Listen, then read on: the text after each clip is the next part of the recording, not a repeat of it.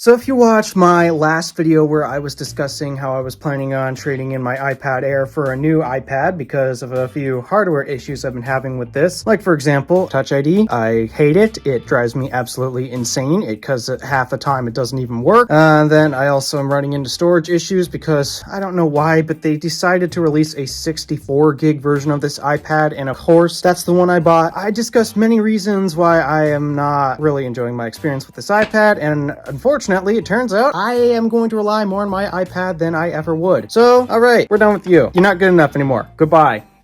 Despite that it arrived a day late due to weather, thank you, Mother Nature, this is what's replacing it. Yep, the M4 12.9-inch iPad Pro. So I'll explain to you why I got this after I unbox it. We gotta unbox it first, so let's do that. So of course Apple has these pull tabs here that you just peel off just like so. So we are first presented off with the iPad, Apple's supposedly thinnest device ever. They've made it something thinner than this before, but here's the iPad itself. See, can I control the zoom on this? Not really, okay. But yeah, 12.9 inch, you might notice that I have personalized mine because of course, I'll take that when I get that opportunity. So let's put this to the side. We have a quick start guide, and from the looks of it, no Apple stickers. How unfortunate. Yep, Apple's getting rid of that, which kind of sucks. I like collecting Apple stickers, I really do. Toss that aside. Got a power brick and a braided, actually, USB-C to USB-C cable. Power brick just slides out like such. Come on.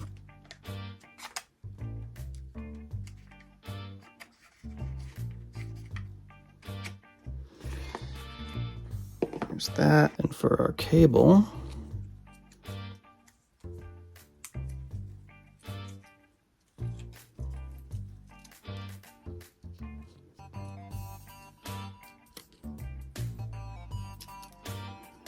and voila. At this point, this is pretty much everything, so let's toss that aside. And finally, pull this thing out.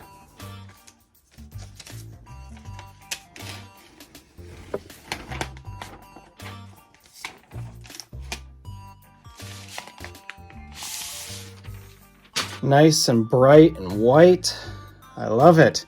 And it's big and it's huge and really thin too. They weren't kidding about how thin this was. But of course the iPad wasn't the only thing I got. I also got a couple accessories to go with it. For example, got the Smart Folio cover here, and then an Apple Pencil Pro to go with it, because to me, these are the two accessories that make most sense to go with a tablet. A Smart Folio cover to act as a kickstand, but also protect the screen when you're not using it, and also a stylus. These are the only two accessories that make sense to go with the iPad. So I'm going to unbox the Folio cover first so I can free some space on the table, stool actually. So we have a pull tab here.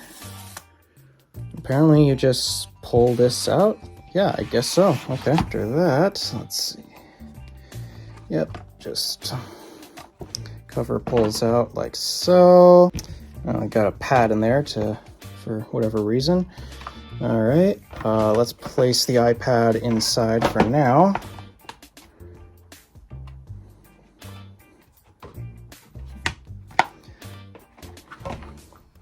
All right, iPad is inside. Let me insert this back into here and chuck you aside. And now for the Apple Pencil Pro. I have actually wanted to get into art, so this is another reason why I wanted the M4.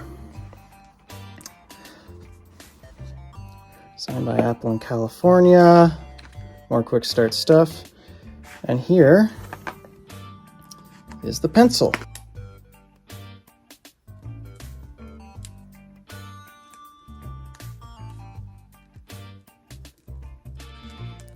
Come on.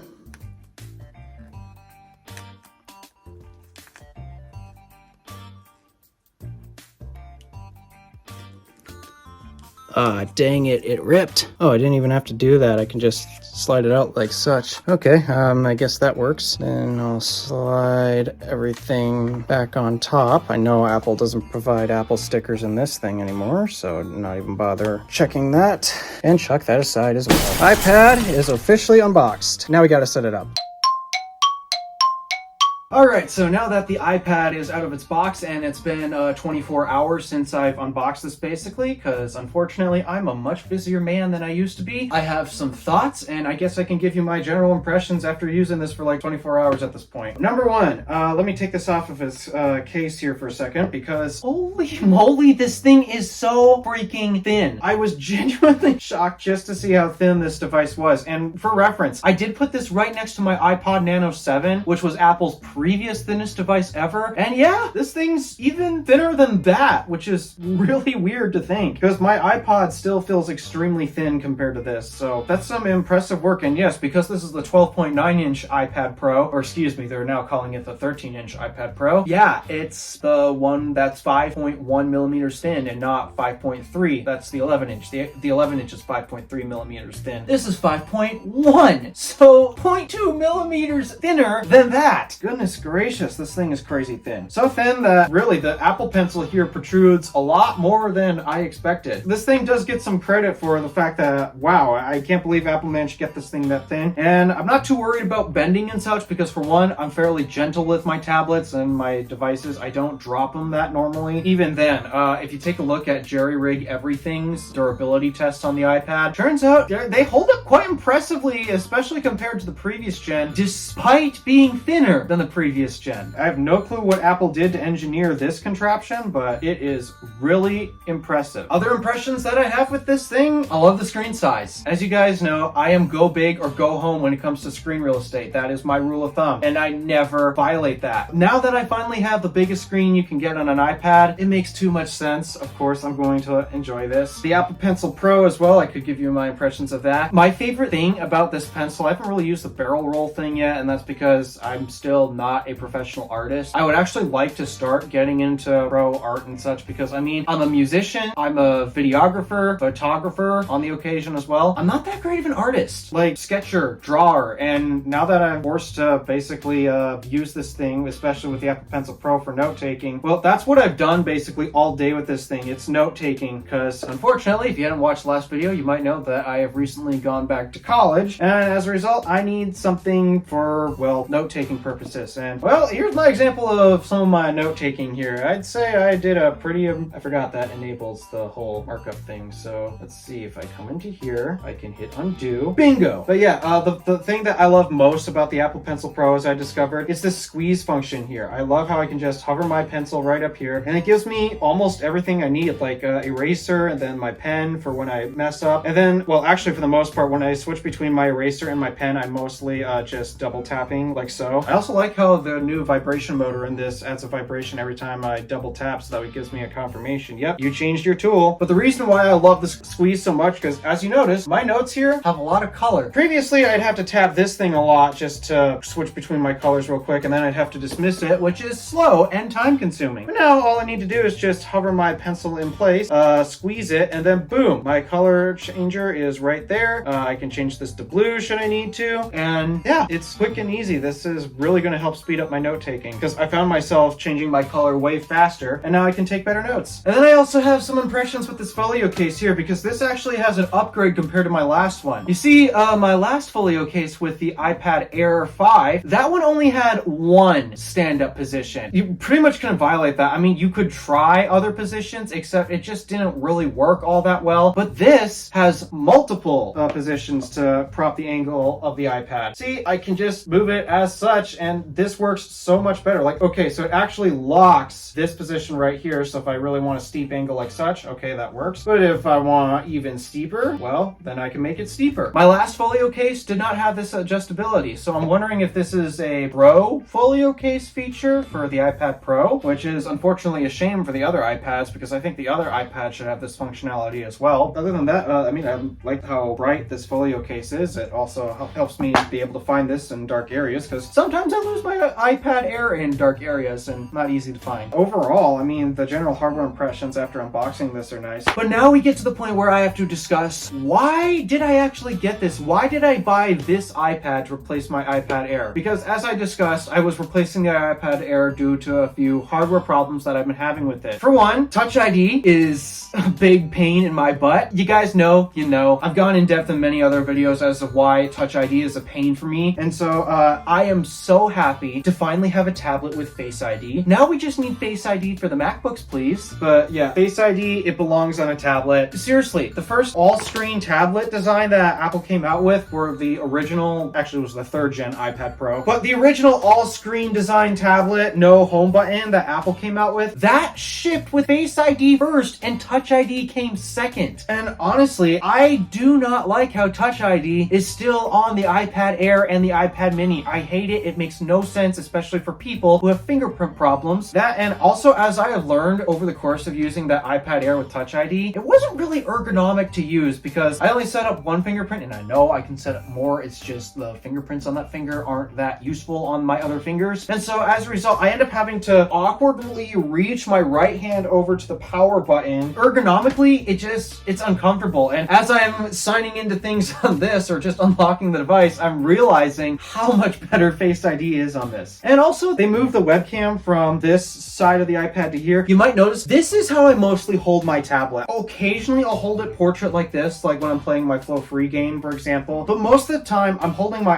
iPad like this in landscape. And also, considering that most video conferencing apps are typically in landscape function like that, it just makes too much sense to actually put the camera on the landscape edge instead of the portrait edge. So massive improvements. I'm glad they did that. A big reason why I got this, and I could have gotten any iPad Pro, but I knew after I was going to replace my iPad Air, it had to be an iPad Pro because I need Face ID. It's just, at this point, it's a deal breaker. I need to have Face ID. I can't rely on my fingerprints that much. And then of course, I needed to deal with my storage issue that I was having on my iPad Air. It was giving me a lot of grief on how I kept running out of storage because unfortunately, 64 gigs is not enough in a tablet today, and thank goodness they've rectified that with the iPad Air 6. But at the time, especially when that tablet came out in 2022, I think that was when it came out, 64 gigs was just not enough. I'm sorry, it made no sense on a tablet like that. It makes sense if all you're going to do is literally content consumption and nothing else, but if you intend to do any work on that, 64 gigs, not enough. And so the base model configuration for the 13-inch, at least, I don't recall if the 11-inch is the same as well, but 256 gigs in this iPad Pro. That's the base. And yeah, pretty much I spec'd the entire base model iPad Pro here. This is the one with the M4 chip, 256 gigs of storage,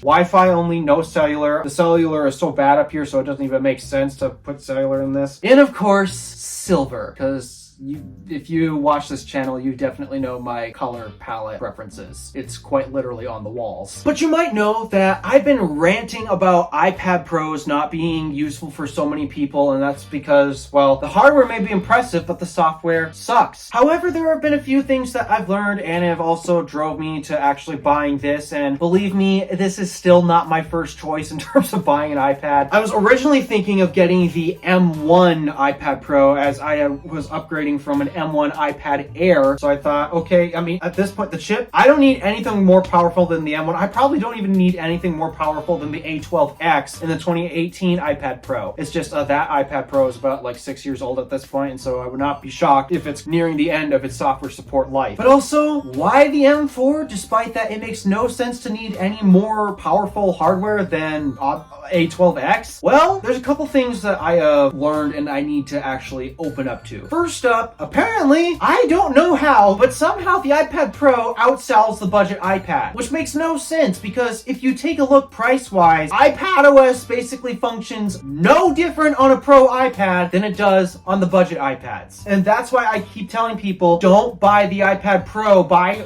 the budget iPad if you need to buy new. Because seriously, there's no difference in terms of iPadOS. I mean, sure, Stage Manager, it's not that useful. It's not that helpful. You'll learn really quickly that when it comes to software features and all that. Seriously, let's talk about all the extra features that this has over the budget iPad or basically any non-Pro iPad. Apple Pencil Hover. This has the ability to hover with the Apple Pencil and such. That's a luxury. It's not a necessity. It's not an essential feature in order for that to work. 120 hertz, it's nice, but unless you're an actual professional artist, which most people probably aren't, you probably won't need 120 hertz for your general content viewing experience, because for the most part, if all you do is watch YouTube or other content on your iPad, you're never really going to find anything faster than 60 frames per second, meaning all you really need is a 60 hertz display. You're not really taking advantage of that 120 hertz display. Now, I am someone who appreciates the 120 hertz display, and obviously I'm trying to get into professional art, so I would like to have 120 hertz display to help me out with that. But again, it's a luxury, not a necessity. I know the tech community is now going to attack me in the comments because I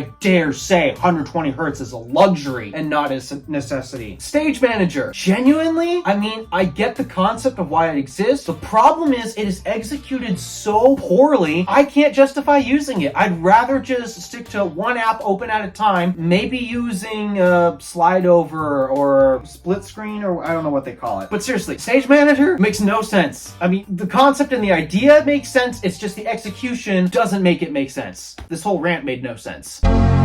But somehow, despite that, literally all of the advantages that this Pro iPad has over the budget iPad, despite that they don't matter because iPadOS is still fundamentally limited, somehow the iPad Pro is outselling even the budget iPads. It makes no sense to me. But the other reason is I actually wanted to attempt to see if this thing really isn't that pro, but yet somehow there's so many professional creators out there who are doing iPad challenges. Like, for example, the Randy Nexus. He did a basically 1 month long M1 iPad Pro challenge. Apparently there's some interesting advantages to the iPad Pro in terms of being able to do some professional creativity stuff. It's just, well, he also unlocked a lot of the flaws, and just, I don't think there's enough people who are actually trying to do professional workflows on this and actually pointing out its key advantages, because all I see people doing when it comes to buying an iPad Pro and doing the I'm going to replace my MacBook challenge. Literally every single time, all they try to do is just turn this back into a laptop. And I can understand why it's bad at that, because this is a tablet. Tablets are not laptops and laptops aren't tablets. You can't combine the two. That's not how it works. At that point, if you're just making a janky setup, and that's why their experiences are bad. So I want to try to emulate a professional workflow, my professional workflow, being a content creator, editing videos and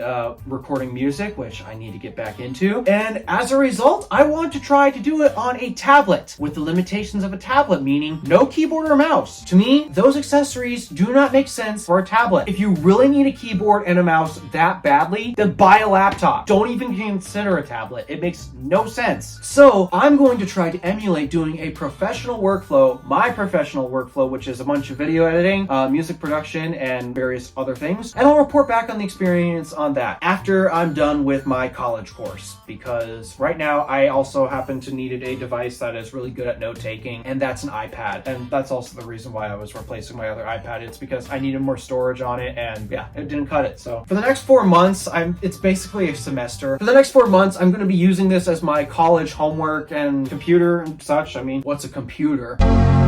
So yeah, I'm using this as my note-taking / homework / basically college machine, and then once college is done for me, I'm then going to start using this for my workflow instead of my MacBook, and not try to turn this into a MacBook. There have been times where, yes, I'd like having a physical keyboard, it's an advantage of having a laptop, but I want to show you what using a real tablet is like, because apparently most pros out there just do not get it. Alright, at this point, I'm rambling, I'm not making any sense. The iPad Pro is unboxed, there's my plans for it, and at this point, the iPad Air is just going in for a trade-in because, oh yeah, I should mention how I actually got this. Because I am going to college, I'm taking advantage of Apple's student education discount, and so I already got $100 knocked off of this. And then because I'm trading in my iPad Air, yes, I know I could probably sell it for more money than Apple's trade-in value, but because I'm financing this thing, it's nice to actually knock down the monthly payments as low as possible. In total, this thing cost me about $800, about the price of a certified refurbished M1 iPad Pro. Not bad. You know, I suppose that's one issue that I just discovered of. Apparently, if you